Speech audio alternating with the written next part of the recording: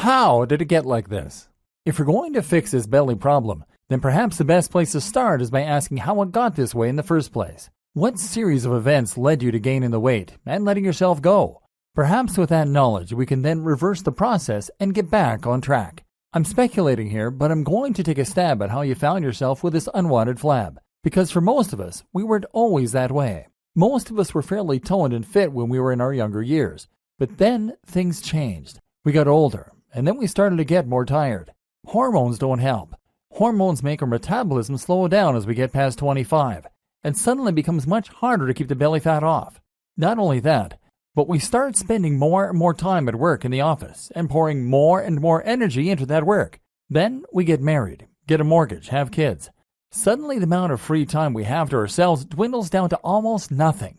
If we aren't changing nappies, answering angry phone calls after hours, coming home late, or doing the dishes, we're crashed out on the sofa, exhausted.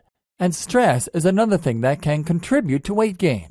Stress increases cortisol. Cortisol makes us hungry, and it stimulates lipogenesis, or fat storage. Gradually, our gym regime takes a back seat, and soon after that, our diet takes a back seat too.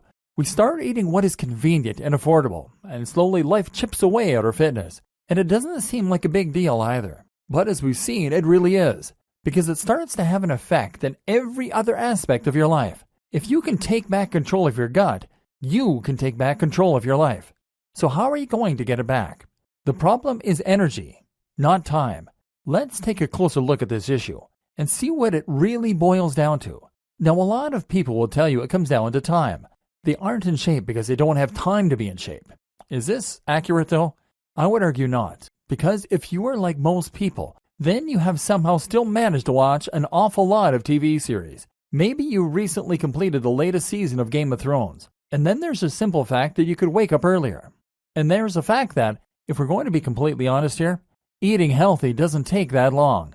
In fact, it's very quick and easy to eat a salad, or to eat whatever you're going to eat tonight without the chips. The problem isn't that you don't have time to work out, it's that you don't have the energy or the inclination. And it's not that you don't have time to cook, it's that you don't have energy.